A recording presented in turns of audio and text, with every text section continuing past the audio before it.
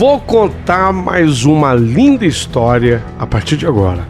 Só que eu quero fazer antes um pedido para você. Se inscreva no canal. É um gesto tão simples para você e tão significativo para o canal. Entra no canal, se inscreva, curta, põe o teu joinha, acione o sininho. Para nós isso é muito importante. O canal ganha força e muito mais histórias a serem contadas. Por favor, se inscreva no canal. Agora, prepara o coração, porque a história de hoje é linda.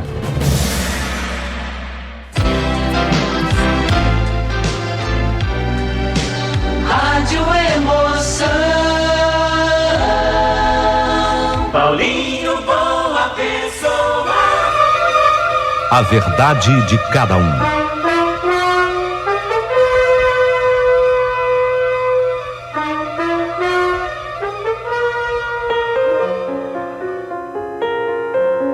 Ah, meu querido amigo, Paulinho Boa Pessoa, a minha história, eu fui obrigado, sabe, a dividir assim em capítulos. Mas eu vou dizer uma coisa para quem está ouvindo, vai compensar. Vai compensar, porque para todas as pessoas para quem eu a conto, as pessoas se comovem, se emocionam e dizem para mim: Marieta, que história! Marieta, que história! Eu nunca vi uma história assim. É o que as pessoas me dizem. Então, neste instante, prepara o seu coração para as coisas que eu vou contar. Eu vou para o segundo capítulo da minha história. Enquanto há vida, há esperança. Foi, assim, o melhor título que eu pude encontrar, Paulinho. Enquanto há vida, há esperança. Segundo capítulo.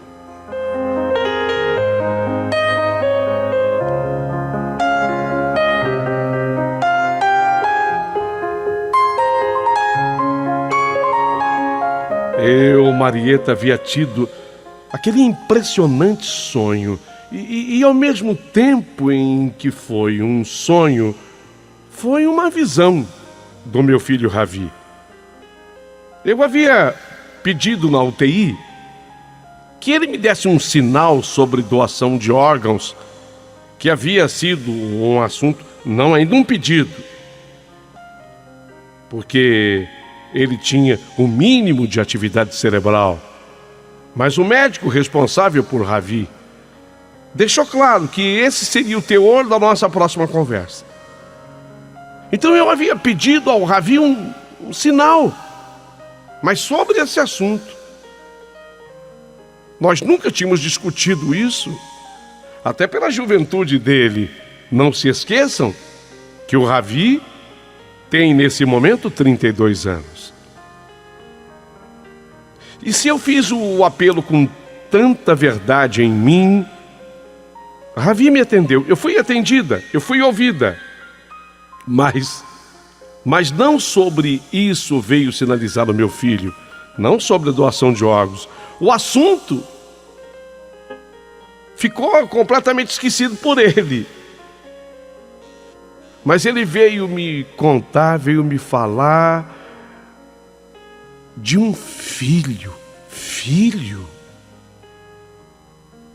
Um filho. Mãe, eu sou pai. Eu tenho um filho. Não era possível que fosse verdade. Não era possível. Se eu mesma não acreditava, como fazer acreditar outras pessoas que pudessem me ajudar nessa busca para confirmar se isso era verdadeiro ou não?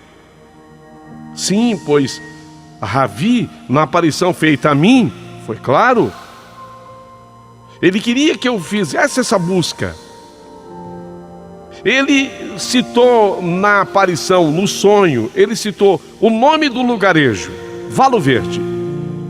Ou seja, fácil concluir que o lugarejo tinha tudo a ver com o filho que ele anunciava, se é que de fato ele existia, e seria filho do meu filho Ravi, portanto, meu neto. Meu Deus! A pergunta que eu me fazia: De fato, teria eu um neto? Isso passava pela minha cabeça, martelava o meu coração. Meu Deus, será que eu de fato tenho um neto? Meu filho não podia me dar detalhes, porque vocês sabem que ele estava numa UTI. E, portanto, agora nós estávamos abrindo o 19º dia dessa UTI. Amanhece o dia, o 19º pós-acidente, e um turbilhão de coisas passam pela minha cabeça, pela minha mente. 19º dia de coma profundo no pós-acidente. Mas é a primeira vez nesse período que eu amanheço pensando numa outra pessoa que não o Ravi, o meu filho. Eu estava pensando nesse possível neto que eu pudesse ter, nesse filho do meu filho. Afinal de contas, o que acontecera comigo naquela noite? É uma pergunta que eu faço. O que aconteceu comigo naquela noite? Foi tudo obra do meu cérebro preocupado com tudo aquilo? Sinceramente, para isso eu não achava lógico. Se assim o fosse, eu teria tido um sonho ou a visão, chamem do que quiser, sobre doação de órgãos. Era essa a minha preocupação. Jamais me havia passado pelo consciente nada sobre uma criança, nada sobre um filho. Ok. Mas nessa hora as coisas são assim mesmo, confusas ao extremo. E eu tinha medo de enlouquecer. Eu não podia ficar sozinha nessa. Eu precisava de ajuda. Marido, infelizmente, eu não tinha mais. Ainda pensei, se o Afrânio, meu marido, estivesse aqui, ele iria me ajudar tanto. Ele iria me apoiar tanto agora. Meu Deus, que falta ele faz, sempre fez. Mas ele falecera quando o Ravi tinha 5 aninhos, há tanto tempo. Mas essa manifestação era muito mais uma manifestação de carência da minha parte do que qualquer outra coisa. Mas pensando bem, eu tinha amigos, e aliás eu não tinha poucos não, muitos amigos que tinham Ravi, muitos. Não era possível que um deles não soubesse de nada, caramba, não é mesmo? Alguém deve saber alguma coisa a respeito da vida amorosa do Ravi. Amigo, às vezes você se abre com um amigo e não se abre com a mãe. Não é assim? Os filhos são assim. Às vezes é mais fácil se abrir com uma pessoa amiga do que com alguém da família, ainda que seja mãe. Ora, se ele teve uma namorada escondido e em algum momento ele deve ter aberto para algum amigo essa história. A verdade era que eu precisava buscar ajuda, eu tinha que ir atrás. Bom, mas primeiro eu tinha que ir para o hospital. Afinal, eu precisava fazer a minha visita a meu filho. Era o 19º dia daquele coma no pós-acidente de Ravi. E Dr. Romeu, o neurologista, ia ter com certeza aquela conversa comigo. Não deu outra. Assim que eu cheguei ao hospital, quando eu estava sendo paramentada para poder entrar na UTI, você sabe que na UTI você tem que ser paramentada para entrar. Quando eu estava sendo preparada para entrar na UTI, o Dr. Romeu veio de novo conversar comigo. O Dr. Romeu mantinha um semblante carregado. Ele queria falar comigo e o assunto era novamente aquele assunto.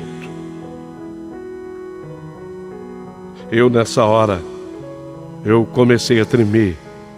E o medo que eu tinha de ouvir dele, sabe, eu tinha um medo terrível de ouvir dele que a tal da morte cerebral tinha ocorrido. Meu Deus do céu, que medo, que pavor que eu tinha. Será que é esse assunto? Será que ele queria a resposta agora sobre a doação de órgãos? Eu não estou preparada.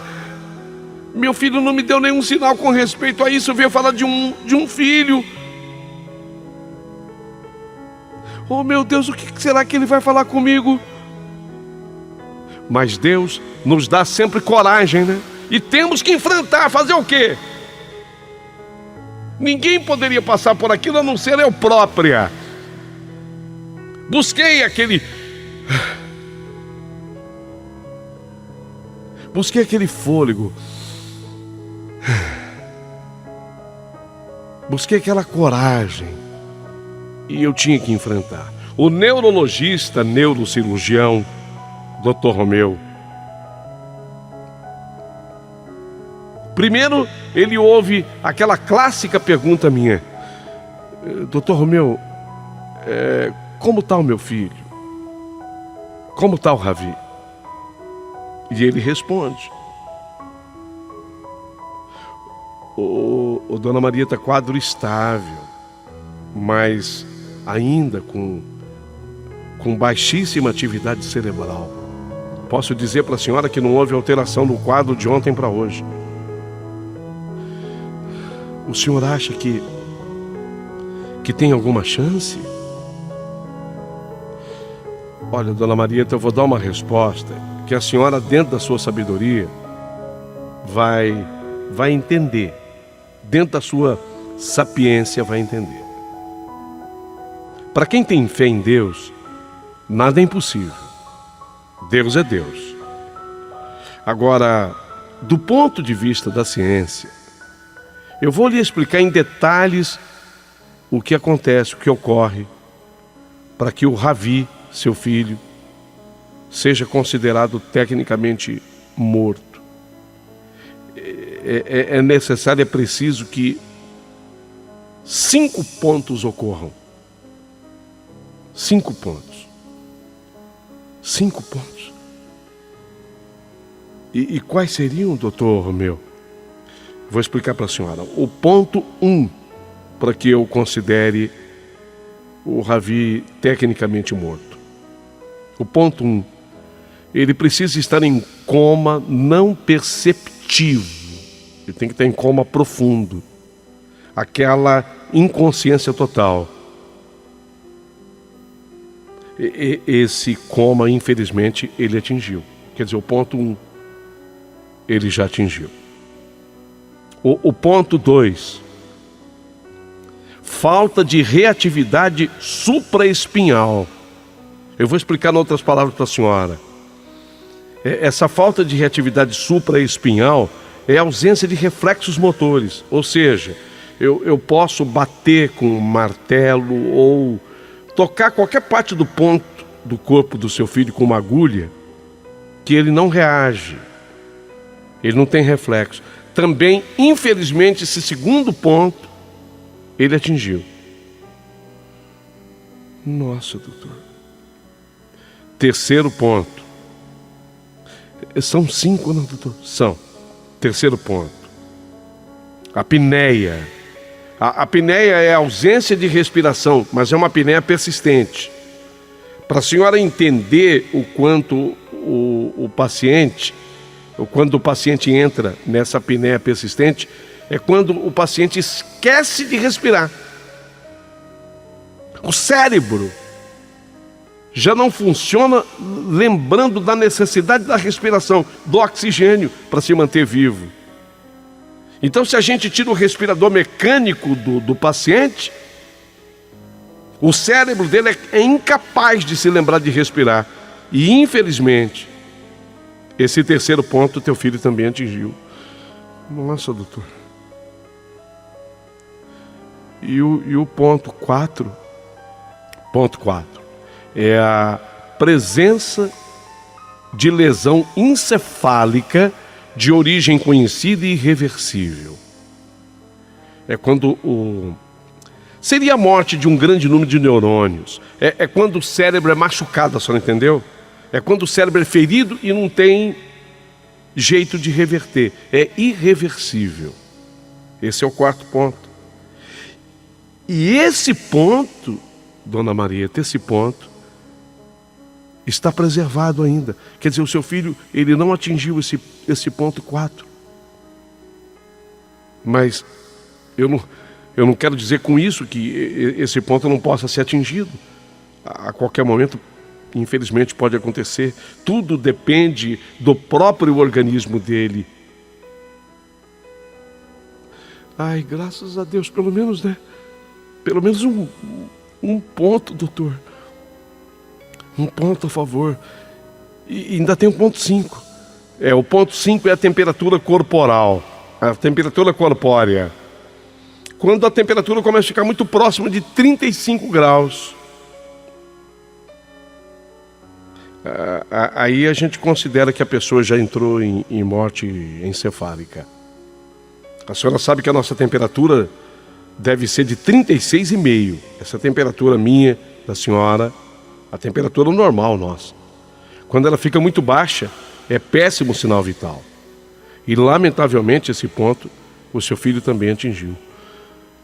Ou seja, dona Marieta, dos 5 pontos necessários para que ocorra a morte cerebral do Ravi, 4 deles infelizmente foram atingidos. Tem apenas um preservado, que é importante. O de lesões cerebrais. Foi por isso que eu tive aquela conversa com a senhora, né? É preciso que estejamos preparados, a senhora me entende? Lógico que eu entendia. Apesar de leiga, eu entendia. O médico, ele explicou de uma forma onde ele foi muito claro, foi didático até, foi professoral a explicação. Eu tinha entendido. O que o médico me havia dito era muito duro de ouvir, mas infelizmente era a realidade. E diante do exposto, eu respondi para o Dr. Romeu: o Dr. Romeu, pelo que eu entendi, nós temos então um ponto a nosso favor. E o senhor sabe, eu sou mãe, e eu vou me apegar a esse ponto. Eu confio na ciência, eu confio no trabalho do senhor. O trabalho do senhor é fundamental para salvar a vida do meu filho. Mas sabe, doutor Romeu, não quero te ofender, mas eu confio ainda mais em Deus. Confio demais em Deus. Se graças a Deus não existiram lesões cerebrais, conforme o senhor me explicou, é sinal de que Deus tem um plano na vida dele, o senhor não acha? Olha, a senhora tem razão, e para mim o importante é que a senhora, a principal interessada, está muito bem informada sobre tudo que ocorre com o teu filho. Agora, só me dá licença, eu tenho que entrar em cirurgia. Faça a visita a ele. Obrigado, doutor. Obrigado, doutor Romeu. Eu agradeci ao médico, fiz a minha visita a meu filho, mas desta vez eu fiquei menos tempo do que estava acostumado a ficar na UTI, porque eu tinha que dar crédito a tudo o que havia acontecido naquela noite. Fiz contato com todos os amigos do Ravi, tanto moças como os rapazes também, mas nenhum e nenhuma soube de qualquer relacionamento do Ravi. E todos os consultados foram unânimes em dizer que se houvesse uma gravidez de alguma mulher do relacionamento do Ravi, eles teriam sido os primeiros a ficarem sabendo. E de acordo com todos os amigos, e falei com todos, alguns por telefone, outros eu recebi na minha casa para conversarmos melhor, nada, nenhuma informação. Por eles, olha, pelos amigos do Ravi eu teria desistido aí, sabe? Eu teria desistido das buscas aí. Mas eu não podia desistir. Eu tenho um taxista, meu amigo, seu Clóvis. Eu tenho um taxista, meu amigo, seu Clóvis. Ele pode me ajudar. Ele vai me ajudar. E foi no dia seguinte. No dia seguinte, eu iria até a casa do seu Clóvis. Eu sabia onde ele morava. E pelo grau de amizade, ele era a pessoa que podia rodar comigo pelo Valo Verde, fazendo uma pesquisa, porque eu teria que passar tudo que é cantinho do Valo Verde. E o seu Clóvis, pelo grau de intimidade, iria me entender do que eu precisava. Não é qualquer taxista que faz isso. Eu precisava de mais. Não era só do trabalho do profissional, eu precisava do trabalho do profissional e da amizade do taxista para poder entender. Ó, vamos ali, agora para aqui um pouquinho, espera, eu vou ali, o senhor vem comigo. O seu Clóvis estava para eu fazer isso. Deu para entender a diferença? Mas olha que surpresa mais desagradável. Quando eu vou à casa do senhor Clóvis, eu fui informada pela família, seu Clóvis havia falecido. Não, vocês estão brincando comigo. Fora vítima de um ataque do coração. O táxi estava estacionado na casa, mas parado. Meu Deus. Meu Deus, e agora? Sensível como eu estava, eu comecei a chorar. Eu comecei a chorar e me abri. Eu me abri naquela sala para as pessoas que me receberam na casa do seu Clóvis. A viúva, mulher dele, Dona Ângela, a filha dele, a Norma. Me abri. E me abri sobre tudo que eu estava sofrendo e falei até do motivo pelo qual eu fui atrás dele, porque eu poderia ter ido atrás de qualquer outro profissional taxista, mas ele, como eu conhecia, tinha amizade com ele, ele teria paciência de rodar comigo por todo o Valo Verde nessa pesquisa. Quando eu acabei de falar, mais uma surpresa, e desta vez boa. Norma, a filha do seu Clóvis, era uma moça beirando os seus 40 anos. Ela me olhou e falou: Dona Marieta, eu tô tocada pela sua história, Dona Marieta. Eu tô comovida. Ó, se a senhora quiser, eu dirijo, e não é por querer me gabar, não. Eu dirijo muito bem. O táxi está aqui parado em casa. Eu vou fazer essa viagem com a senhora. E vamos sem pressa. Vamos juntas, eu e a senhora. Vamos pesquisar essa história. Nossa, foi tão especial ouvir tudo isso dela. Me deu um estado novo de ânimo, de esperança, sabe? Eu senti tanta firmeza em suas palavras. Havia uma pressa no ar. Eu vou explicar isso.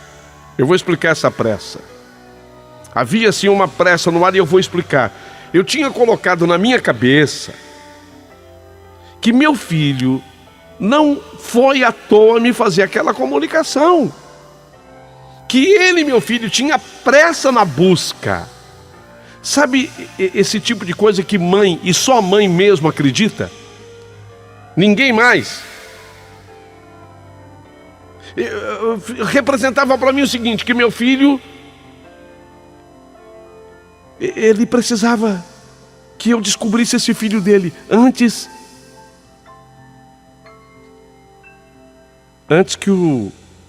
que o pior lhe acontecesse. Havia uma pressa. Havia uma grande pressa no ar. Olha, eu só sei dizer que no dia seguinte, eu e a Norma passou lá em casa antes das 8 horas da manhã e rumamos ao Valo Verde. Antes eu tive o cuidado de pegar umas fotos do Ravi. Inclusive, uma das fotos, ele todo vestido com aquela roupa de couro preta, com a qual ele adorava pilotar e viajar com a sua moto. Eram as referências que eu tinha e que podiam ajudar nessa busca. Norma, muito prestativa e gentil, disse-me que faríamos o necessário até que uma resposta houvesse. Caramba, Norma, eu não tenho nem palavras para te agradecer. Não. A história da senhora me tocou profundamente. Nós vamos fundo nisso, nós vamos passar em cada cantinho do Valo Verde. O Valo Verde não era considerado um município, ele era um distrito, distante da nossa cidade, cerca de 30 quilômetros, e ficava bem no meio da serra. A estrada era boa, mas, como não podia deixar de ser, era muito tortuosa. Era uma cidade serrana, uma estrada serrana, cheia de curvas. E a Norma foi extremamente cautelosa, cuidadosa, fomos devagar. O Valo Verde era um lugar bonito, agradável. E para facilitar, não era tão grande assim. Era distrito, não era município. E nós começamos a rodar. A Norma orientou. Ô, Dona Marieta, vamos fazer o seguinte, vamos em tudo que é bar, restaurante, lanchonete, né? Lugares onde seu filho frequentava. Eu acho que vai ser mais fácil assim, só não acha? Depois a gente pode começar indo de casa em casa. Ela tinha total razão. Mas logo nós descobrimos uma coisa. A maioria desses lugares, bares, lanchonetes, restaurantes, a maioria estava fechada porque era dia de semana. E o Valo Verde não funciona nos dias de semana, é gozado isso. Ele só ganha movimento por ser turístico, ele só ganha movimento de motociclistas, jovens viajantes, visitantes, além de famílias, no final de semana. Aí é que abre tudo, senão fica tudo fechado, sabe? Eu não sei se vocês conhecem algum distrito que funciona assim. Não é como uma cidade. A cidade tem vida própria. Lá tinham os moradores. Mas de fim de semana, sábado e domingo, ou feriado, é que tudo aquilo era aberto. Eu digo assim, lojas que tinham com lembranças, bares, lanchonetes, enfim, padaria. Então não deu certo. No dia de semana não deu certo. Na nossa primeira busca não deu certo. Mas no sábado seguinte, eu e Norma praticamente amanhecemos por lá no Valo Verde. Agora sim, tudo aberto. E nós começamos a passar de lugar em lugar. Tomávamos um refrigerante aqui. E Tacava lhe pergunta: você conhece o Ravi? Esse aqui, esse rapaz da foto, aqui com a moto. E tinha gente que dizia: não, nunca vi, não conheço. Outros já tinham visto, mas não se lembravam mais. Ah, ele era da turma tal. Ele gostava de ficar no bar do fulano. Não era ele que almoçava no restaurante do Beltrano? Cada um vinha e dizia alguma coisa, mas nada de concreto. Só que eu queria saber sobre relacionamento, porque filho vem de relacionamento. Então eu lascava outra pergunta, junto com a Norma: e namorada? Alguma namorada? Resposta: namorada daqui não. Aqui não tinha não. Aqui do Valo Verde não. Ele já vinha com a turma, né? A turma de motociclista. Se ele namorava, era alguma mulher lá da turma dele de motociclista. Daqui do Valo Verde não. Ficamos eu e Norma naquele sábado inteirinho, passando de restaurante em restaurante, de bar em bar, de lanchonete em lanchonete, e já estávamos desistindo, até que bateu fome. Eu e ela só tínhamos ficado no tira-gosto, mas quando deu mais ou menos por volta de umas 5 da tarde, bateu uma fome, e resolvemos comer mesmo. Sentimos o cheiro de uma comida caseira naquele restaurante chamado Panela Velha. E quando perguntamos se ainda era possível fazermos uma refeição por lá, isso era 5 da tarde, o dono do local falou: olha, agora é hora dos funcionários comerem, nós fechamos o salão para clientes.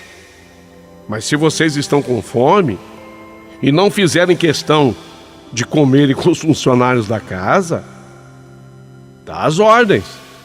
Problema nenhum. Que problema teria isso? Nenhum. Zero. Eu e Norma nos sentamos numa mesa junto dos funcionários. Restaurante Panela Velha. Sentamos ali juntos. E eu não tive dúvida. No final, aproveitando aquela turma toda sentada, ainda à mesa, eu fui para a minha pesquisa final. Peguei a foto do Ravi e perguntei se alguém ali o conhecia. Já vi. Não. Ah, que bonito ele é. Não, mas não conheço. Ah, já vi por aqui, sim. Nossa. Foi quando uma senhora da cozinha falou: ah, sim, eu lembro dele. Eu lembro dele. Ah, foi ele que deu a carona para Cidinha. Foi ele. Quando ela falou assim, as outras riram e ficaram com os olhos assim arregalados. Será? Com dúvida, né? Deixa eu ver. Peraí, deixa eu ver de novo. Virou assim até um pouco de algazarra. Normal nessa hora. Mas eu queria saber quem era a Cidinha. Cidinha, ele deu carona pra Cidinha. E de vocês, quem que é a... Quem é a Cidinha? Ah, peraí, a Cidinha não tá aqui mais. Deixa eu explicar. A Cidinha era uma moça que trabalhava na cozinha com a gente. Boa cozinheira, né? Nossa! Trabalhava com a gente. Mas ela não era aqui do Valo Verde. E ela resolveu voltar para a terra natal dela. Como é que chama mesmo a cidade? É Goiás. Não, Goiás é o estado. Como é que chama a cidade? Caramba, como é que fala? Oriental? Não. É ocidental. Ocidental. Existe essa cidade ou você está me dando assim a localização? Não existe. Existe. Ocidental, estado de Goiás. Ai, marca aí. A Norma estava anotando tudo. Ocidental, estado de Goiás. Então, no tal dia da carona, que ela pegou a carona, ela tinha vindo trabalhar, era um domingo, mas ela tinha trazido com ela já a mochila. Só ajudou no almoço até as 11 horas da manhã. Quando ela foi embora, ela teria que pegar um ônibus aqui para levá-la até a rodoviária na cidade, e de lá é que ela pegaria o ônibus com destino à terra dela. Mas não demorou muito, ela saiu às 11 e daqui a pouquinho ela voltou, informando a gente de que ela não precisava mais se apressar tanto. Ela tinha conseguido uma carona com... Motogato que ela falava? Motogato, é ele. Ele já frequentava aqui mesmo. É o Motogato, você lembrou? É o Motogato. Eu não esqueci, eu achei tão engraçado a forma que ela falava. Peguei uma carona com o Motogato. Era assim que ela tinha apelidado o meu filho. Vocês acreditam? Motogato. De acordo com as amigas, eles já vinham trocando olhares, paquerando já alguns domingos. E ela apelidou, ela não sabia o nome dele. Falou: o Motogato chegou. Era o apelido do Ravi para ela. O Motogato lá. O Motogato estava num papo com os amigos e em coisa de 1 hora, disse ela naquele domingo, de acordo com as informações que eu obtinha. O Motogato estava num papo com os amigos e em coisa de 1 hora eles partiriam de lá. As amigas ainda brincaram com ela: ô, Cidinha, cuidado com o que pode rolar com o Motogato, hein? Você tá mal intencionada. Aquela farra natural que mulher faz quando tá todo mundo junto. Mas bastou essa conversa. Bastou essa conversa para que uma luz se acendesse e clareasse tudo. Uma luz se acendeu e clareou tudo.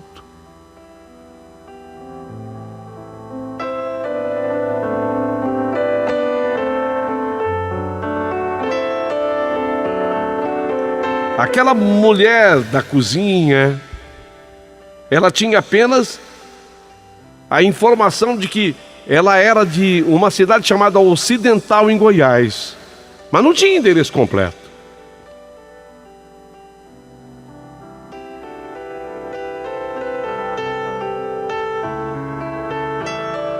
Ficaram todas curiosas para saber a razão pela qual procurávamos por ela.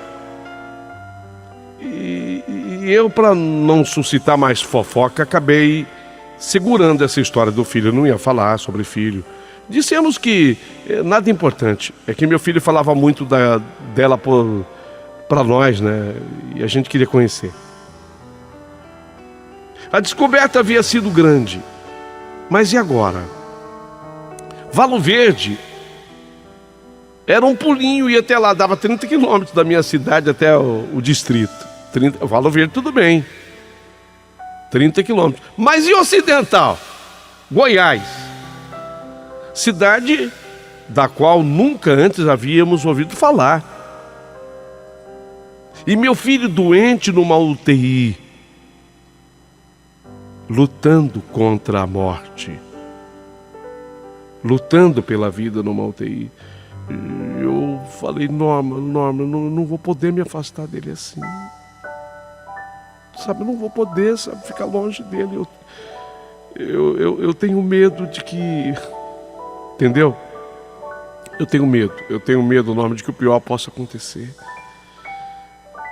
E aí eu preciso tomar alguma decisão com o médico aqui. O médico chegou a abordar comigo um assunto horroroso, terrível, sobre doação de órgãos, sabe? Eu não posso ficar longe. Como é que eu vou atrás disso agora? Ocidental. Como é que eu vou fazer agora, Norma? Foi aí que eu entendi que a Norma, com o táxi do seu falecido pai, não tinham surgido na minha vida à toa. Para tudo tem um propósito de Deus. Para tudo tem uma razão. Diante do quadro, a Norma me surpreendeu de novo. Se ofereceu ela para ir ao Ocidental. Ô, Dona Maria, eu vou até o Ocidental para a senhora. Você está brincando comigo? Você vai fazer isso?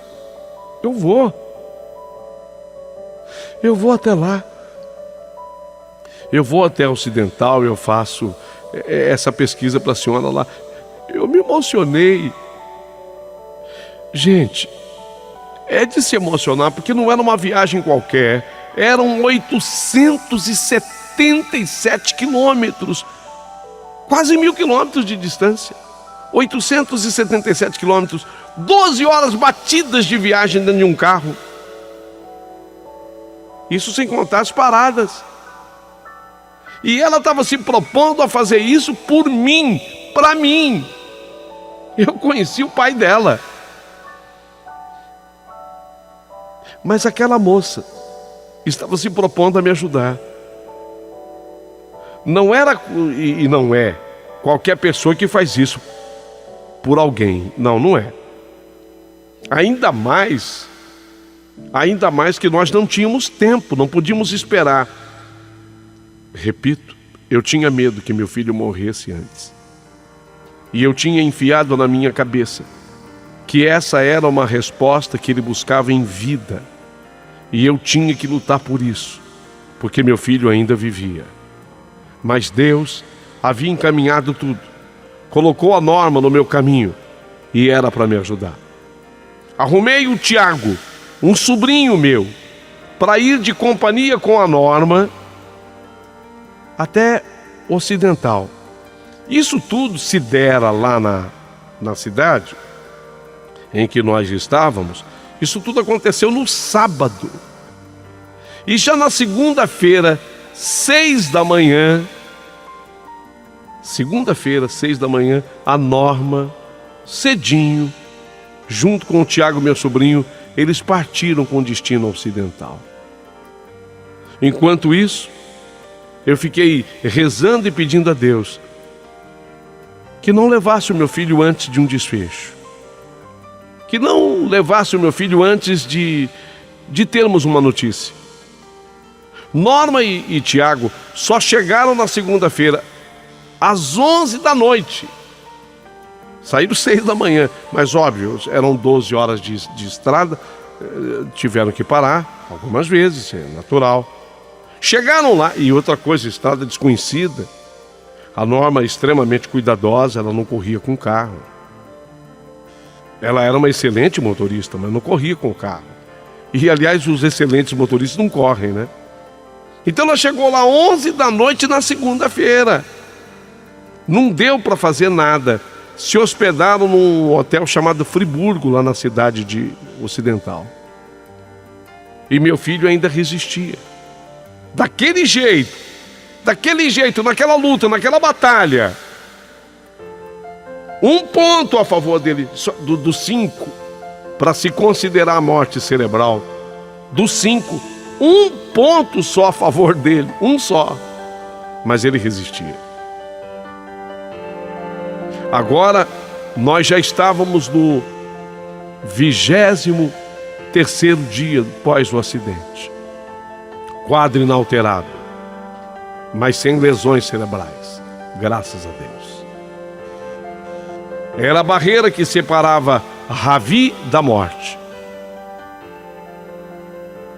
Antes é preciso lembrar que naquela mesma segunda-feira da viagem, eu também recebi a informação do pessoal do restaurante Panela Velha que Cidinha morava num distrito lá chamado ABC, lá em Ocidental. Não era na cidade de Ocidental, mas num distrito chamado ABC. Pronto, tinha ficado mais fácil. Na terça-feira, cedo, Norma e Tiago partiram para lá, para ABC, distrito de Ocidental. E eu já me preparava para ir para minha visita, porque a visita minha na UTI naquela terça-feira estava marcada para eu chegar lá umas 2 da tarde. Eram 13 horas. E eu não me esqueço disso, porque eu tinha olhado o relógio aquela hora para saber que horas eu deveria sair de casa para ir para minha visita na UTI. Essa hora ficou muito marcada para mim. Eu devia chegar no hospital às 14. Eram 13 horas, quando o telefone da minha casa tocou. Eu atendi. Era a Norma. Oi, Norma. Marieta. Dona Marieta, eu percebi que a voz da Norma estava mais alegre. Sabe quando você sente que a voz da pessoa estava mais contagiante, mais alegre? Dona Marieta. Oi, Norma. Tudo bem? Como é que tá o Tiago? Não, o Tiago está bem. Eu também estou bem. A senhora está preparada? Preparada? Quer dizer, eu acho que eu estou preparada. Preparada para quê? Dona Marieta. Fala, Norma. Você está me deixando nervosa.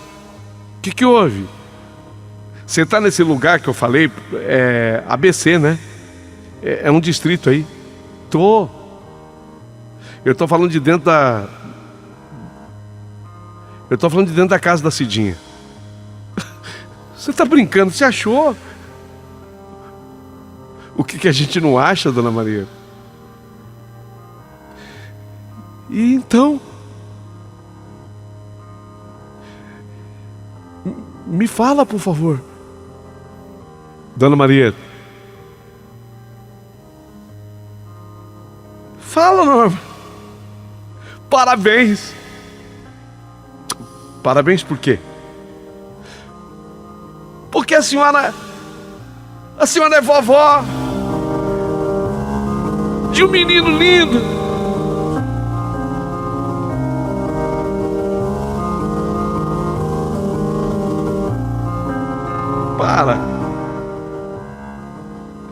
Para, Norma. A senhora é vó de um menino lindo. E adivinha o nome dele? Ô Norma, eu acho que eu tô sonhando, né? Não, Vê que horas são. 13 horas e 2 minutos. Não está sonhando, não. O meu relógio também bate 13 horas e 2 minutos. A senhora é vó de um menino lindo. E adivinha o nome dele? Eu não sei. Não sei, eu tô chorando aqui. Eu tô chorando muito, mãe. Me fala. Qual é o nome dele? Ravi. Não, Ravi é meu filho.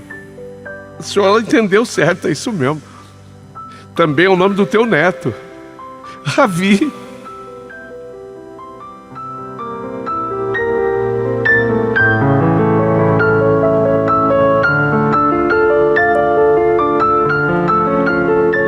Meu Deus. Meu Deus, que notícia daquela. Meu Deus, que notícia era aquela. No meio daquela tempestade, no meio daquele deserto, ao mesmo tempo séquito, havia também raios. Eu estava atravessando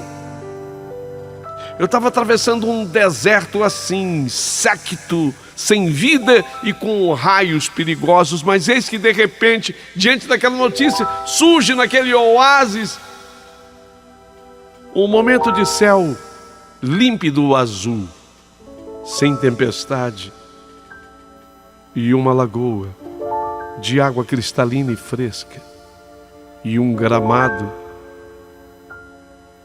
e neste gramado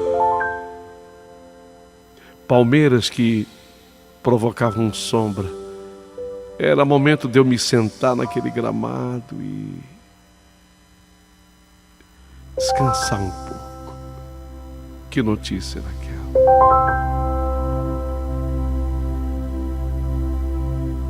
Eu fiquei não sei quanto tempo para que a ficha caísse. Eu acho até que eu tive um apagão, porque eis que de repente eu comecei a ouvir por parte da Norma: Dona Marieta, Dona Marieta, Dona Marieta, Dona Marieta, Dona Marieta, ô Dona Marieta. Oi. Eu tive sim um apagão. Desculpa, eu tô aqui chorando. Dona Marieta,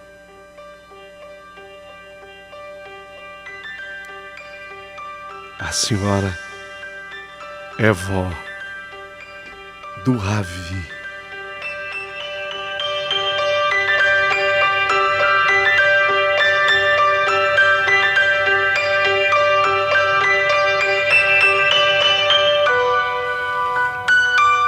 E é assim que termina o segundo capítulo da minha história. E eu imediatamente já começo agora a escrever o terceiro capítulo, que eu espero que você faça questão de ouvir em todos os seus detalhes.